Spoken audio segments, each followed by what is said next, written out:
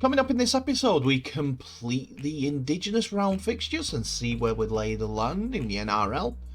And we cover all the results that went in the Challenge Cup as the Super League teams entered the break.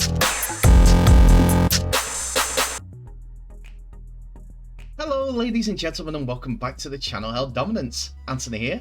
Please remember to like and subscribe, and also click that notification bell if you're enjoying what you're seeing and if you want to continue seeing more.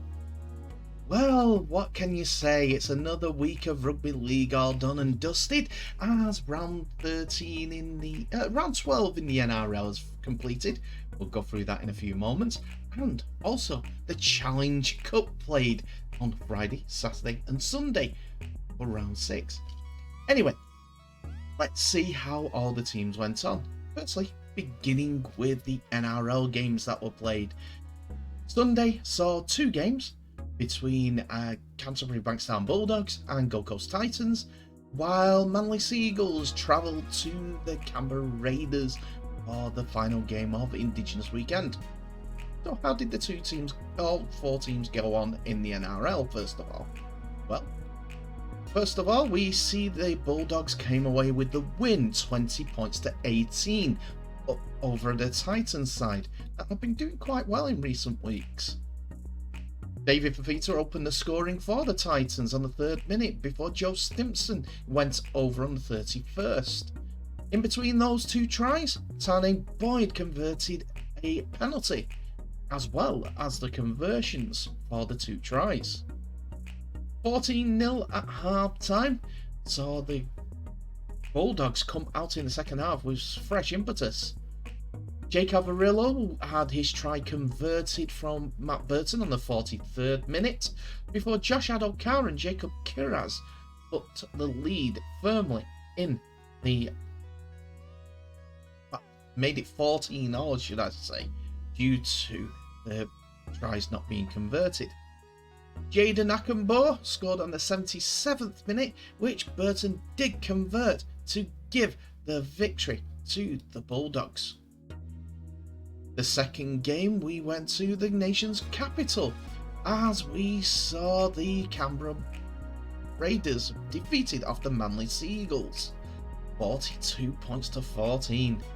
Started off well for Canberra as Englishman Elliot Whitehead went over on the 5th minute for the try. But then the tries came from the purple and whites on a regular occurrence, with Tom Travojevic scoring 2, either side Brad Parker's 22nd minute try. Ruben Garrick then got on the scoreboard just after half-time on the 47th minute, while Tom Travojevic finished off his hat-trick on the 50th. Joe Schuster and Jacob Saab was next on the try-scoring list before Ben Condon followed up an Atta Morata try for the Raiders. Ruben Garrick kicked 5 from 8 goals, but Jared Croker kicked 2 from 2 and a penalty, won the penalty right on half-time. Hudson Young and Sean Kepi both felt the referee's wrath and had to sit down for 10 minutes on the 57th minute.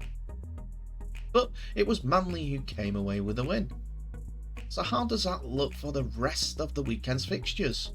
Well, first of all, the Penrith Panthers won 15 points to 4 over the Brisbane Broncos.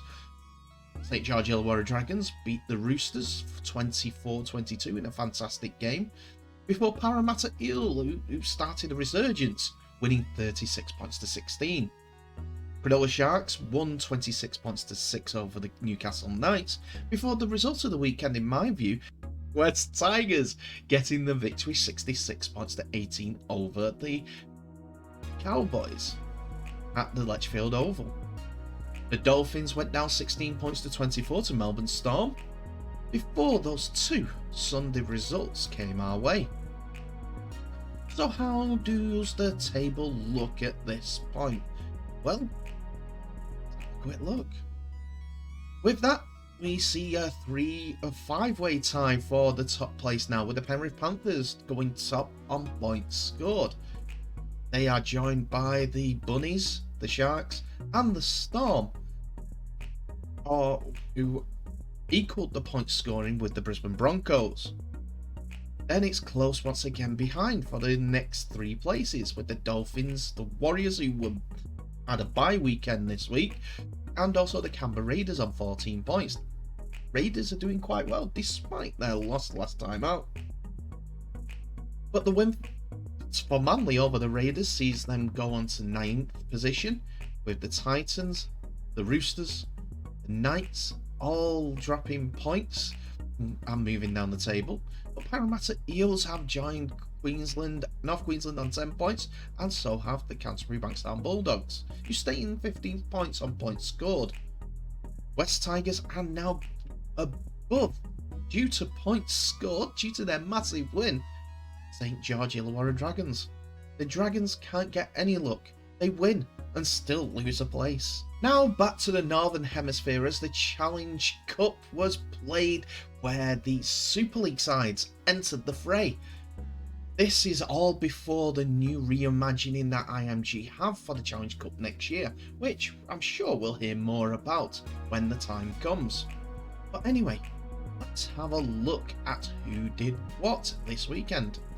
First of all, we see that the Wakefield Trinity were beaten 40 points to 12 at home against the Leopards, who went through. Tom Briscoe, John Asiata, Kai O'Donnell, Ricky Litelli and Josh Charnley, who scored all the tries. Briscoe and O'Donnell with a double, and Ben Reynolds scoring on kicking 6 of 7 kicking attempts. 22 points to 0 half-time scoreline put the result beyond doubt, before Jay Pitts and Will Dagger were converting both of the tries and scoring for Wakefield.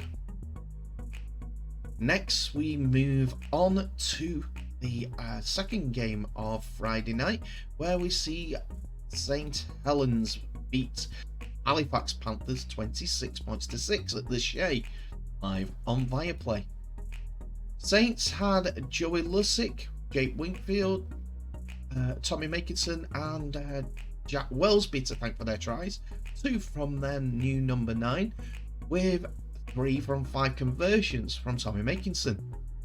Fairbank had his tries for Halifax converted by Louis Dufresne, but half-time scoreline of 16 points to 0 was putting the building blocks for a Saints win. Morgan Knowles may have faced a red card on the 79th minute, but then the result was beyond doubt. Probably hear more about the Knowles red card a little further into this week. The next game, should I say, sees us turn to Hull KR's 50 points to 0 victory over the Batley Bulldogs. It was Friday again where this game was played. Kane Lynette, Ethan Ryan with 5 tries between them, Ethan Ryan with a hat-trick, and Sean Kenny Dowell with 2. Saw Mikey Lewis and Sam Luckley scoring tries to complete the scoring for Hull KR. Lewis kicked 5 goals and Sam Wood kicked 2 himself. Batley were unfortunately scoreless and at 32 points to 0 at half time. It was only ever going to go one way, I'm afraid. The next game saw the Saturday game, the early Saturday game, which was shown on BBC, where Wigan Warriors came from behind 14 points to 4 at half time to win 18 points to 4.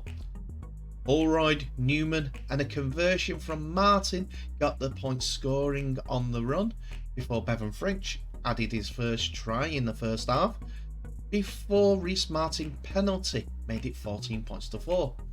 The second half, Wigan came out with Bevan French, Junior Nsemba, Jake Wardle and a conversion from Harry Smith, seeing them into the next round of the Cup.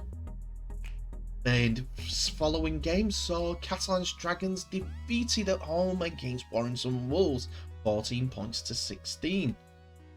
Tries from Artur Romano, Tom Johnson and Matic Ivalu got Catalans on the way, but only 1 conversion out of 3 attempts put the scoreline in the Warrington Wolves' favour.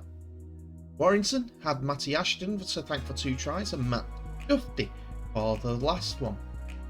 Stephen Ratchford kicked 2 from his 3 attempts, not the 2 that I put there. And the final game of Saturday saw an absolute humdinger on Viaplay again, as Salford came out close victors, 42 points to 40, more than a point a minute. Anyway, a lot of try scorers here, so bear with me, I'm going to breathe. Matt Costello went over for the opening try for Salford before Anthony Gerrard. Callum Watkins, 2 from Rhys Williams, Joe Burgess and Mark Sneed got Salford the win. 24 points to 16 half-time scoreline saw the scoring going one's way, with 7 conversions in total going to Mark Sneed. Unfortunately for Salford, their defence was just as brittle as the Huddersfield one, as Sam Hewitt, a hat-trick from Yates, Jake Bibby, Tui Lolohea and Kevin Nagama went over for tries apiece. Jake Connor missed the important goal that would have made it a tied scoreline, but it ended with Salford going through to the next round and being a ball in the hat. We move on to Sunday's games then with that, and first of all, Hull FC came away from the Jungle, 32 points to 8 victors. This again on BBC, and after Mane Fanua and Will Tate got tries for Cass in each half, it was Hull that came away with a victory. Griffin scored the opening try before Adam Swift got a hat-trick. Brown and Lane both went over for tries apiece. Jake Clifford, who was the man of the match, converted 4 from 6 attempts. 22 points to 4 half-time lead for Hull, and they didn't look back. And the final game saw the clash of the Championship clubs, where York came out 36 points to 12 victors over London Broncos. So it's guaranteed that a Championship side will go to the next round in the Challenge Cup, the quarter-finals. We saw tries from Butterworth, a hat-trick, before Daly, Brown, Thompson and Dee got a try apiece. Glover kicked 3 from 7 goals and got a penalty. But York were behind 8 points to 12 at half-time. All of London's points came in the first half, with fullback Walker and Bassett going over for a try apiece. Ollie Leyland kicked 2 from 2 goals. And with that, those were the teams in the quarterfinals, which saw the draw come out like this. First ball out of the hat was Hull KR, and they got Salford Red Devils in the opening fixture. York Knights got a home tie against Lee Leopards to try and progress to the semi-finals. Wigan Warriors got drawn against Warrington Wolves, and Hull FC found their St Helens are in their future. So that was a good draw, wasn't it? Who do you think's going to go through in the semi-finals? Your guess is as good as mine, and hopefully it will come up with aces. I see a Hull semi-final, and then just from bias it'll be Wigan versus Lee. Who knows where that'll be held? We'll have to see. Anyway, that's the episode today, and I thank you for everyone for tuning in, and I hope you enjoyed today's episode. Please remember to like, subscribe and share this video worldwide, as well as clicking on that notification bell for any updates on new videos that may be coming your way. Tell me in the comments section below what your thoughts are on today's episode, and if we should continue with this results service. I think it's good information, as it's rugby league. Who beats who, and who might go to Wembley. There is the women's game that we need to look at as well, because the group stages ended and there have been some good results. Some that you expected, some that you wouldn't have. Anyway, thank you again for watching. Please remember to share this video worldwide, and I'll end the episode as I always do by wishing you all the very best. So please stay safe, and I'll see you in the next episode.